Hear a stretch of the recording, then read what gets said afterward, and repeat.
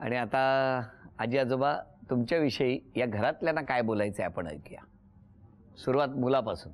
उत्तम आयुष्य दिल्याबद्दल मी आणि माझा भाऊ दोघंही आईबाबांचे आभारी असणारच आहोत. राहिली गोष्ट आजचा, जसं तुम्ही बोललात नेत्रदान, तसं आईबाबांची जी एवढ्या वर्षापासूनची जी धडपड आहे त्याला फळ मिळावं हीच इच्छा व्यक्त करतो. मी तिची धाकटी बहीण. स्वतः ती सतत कायम ती अशी आहे, निरपेक्ष बुद्धीने आपल्या श्रमांच्याही पलीकडे ती समोरच्याला मदत करत असते आणि त्या मदतीचं इतक्या सहजतेने करते की ते कुणाला कळणार नाही. त्यांच्याबद्दल आणि आगाशे काका आमचे फक्त नेत्रदान आणि नेत्रदान आणि नेत्रदान. वहिनीबद्दल सांगायचं म्हणजे तिच्या बहिणीने सांगितलं त्याप्रमाणे तिचं चौफेर व्यक्तिमत्व आहे. आणि दादाबद्दल मगाशी तुम्ही शाळेचं विचारत होतात ना, तो उत्तमपैकी शाळेपासूनच वाचनाची त्याला आवड आहे. आणि बाकी तो नेत्रदानाला वाहिलेलाच आहे. म्हणजे त्याचं खरंच म्हणजे सगळं आयुष्य दोघांनी म्हणजे नेत्रदानाच्या आणि सगळ्या सामाजिक कार्याला वाहिलेलं आहे. काकूंच्या सामाजिक कामाबद्दल बोलायचं म्हटलं तर सामाजिक कामे म्हणतात ना, असं बाहेरून आणता येत नाही, ते इथून येतं. आणि आमच्यासारखे जेव्हा अशी आगंतुकपणे म्हणतात ना, काकू सांगा ना काहीतरी सोशल वर्क आम्हालाही करायचं आहे, काकू अत्यंत सोपं उत्तर देतात, कशाला आणखी वेगळं हवं आहे, तुमच्या मुलाचा अभ्यास घेताना कामवालीच्या मुलीचा पण घ्या अभ्यास, झालं ना सोशल वर्क.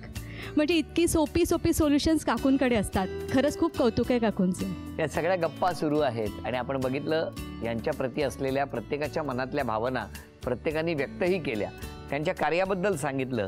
आता या टप्प्यावर एक छोटासा खेळ आहे. 3 टप्पे पूर्ण झालं तर पहिलं बक्षीस, 5 टप्पे पूर्ण झाले तर दुसरं बक्षीस.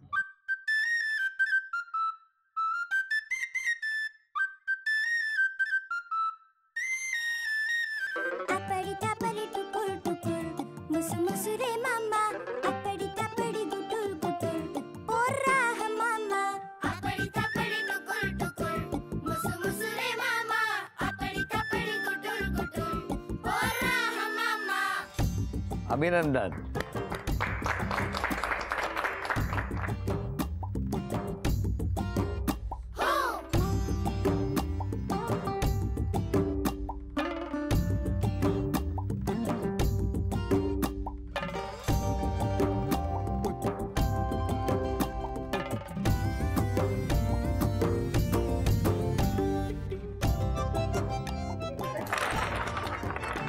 झी मराठीकडून ही भेटवस्तू तुमच्यासाठी.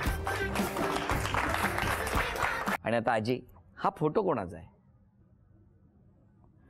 माझाच फोटो आहे. काय आहे ते? मी विहिरीत उडी मारते पोहायला. असे खूप धक्के बसतील मी काय काय करते लहानपणापासून कळलं तर. हे विहिरीत उडी मारतानाचे फोटो? मला वाटलं विहिरीला त्यांनी बांधून ठेवलं होतं की काय तुम्हाला. तुमचं मत जर मांडायचं असेल तर तुम्ही ठामपणे मांडा. अगदी. हो की नाही? मला माझ्या वडिलांनी मला दिलेलं आहे. म्हणजे आपल्याला जे वाटतं ते बोलायचं. हा, सांगितलं प्रत्येकाला मत असलंच पाहिजे हे त्यांचं म्हणणं. तुमच्या मताप्रमाणे सांगा, आजोबांनी स्वभावात कुठला बदल करायला पाहिजे होता? फार वादाचा मुद्दा आहे. आता सोडून दिलं. वडिलांनी सांगितलंय की नाही? बाबांनी सांगितलं होतं की नाही? सांगा. कलाकार आहेत, खूप गोष्टींची आवड आहे, खूप गोष्टी करतात, पण फार साठवणूक करतात. हो. सफरचंदाचे काप नीट परतल्यानंतर त्यामध्ये दालचिनी पूड आणि मध घालून पुन्हा नीट परतून घ्यावं. बटर लावलेल्या ब्रेडवर सफरचंदाचे तुकडे, बदामाचे तुकडे, टुटी फ्रुटी, डार्क चॉकलेट आणि मीठ घालून दुसरा ब्रेडचा तुकडा त्यावर ठेवून वरच्या बाजूला बटर लावून घ्यावं. एका बाउलमध्ये स्ट्रॉबेरी सिरप आणि क्रीम घालून सॉस तयार करून घ्यावा. तयार सँडविच पॅन मध्ये बटरवर ग्रिल करून घ्यावं आणि स्ट्रॉबेरी सॉस बरोबर सर्व्ह करावं.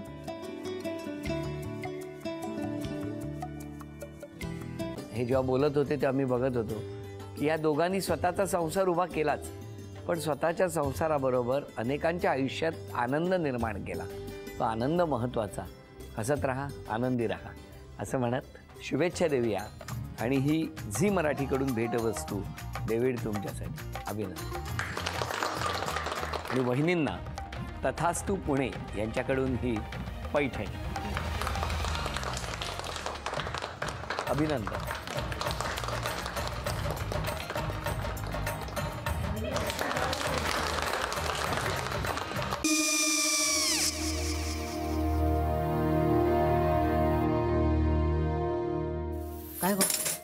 काय झालं? काय झालं? काय आले, मी निकाल लावून आली. हो, पण तिची आईच काय बोलली? तिला वाटलं का सगळ्या निशाने आपल्या चुका कबूल केल्या का? आई, मी चांगलं सुनावून आली आहे. त्या तिची बाजू घेत होत्या, पण मी लक्ष दिलं नाहीये. खूप झालं आता. चांगुलपणा खूप झाला. मऊ दिसलं ना की कोपऱ्याने खणतात ना माणसं, ते असं. अहो, पण आईच म्हणली काय तिची? पटला काय तिका? मला माहिती. आई, मी तुम्हाला नंतर फोन करते. हो. आणि आई बाबा जे बोलले त्याचं वाईट नका वाटून घेऊ. सॉरी. सॉरी काय त्या? नेहा आले. आई, मी येते. हो काकू येते.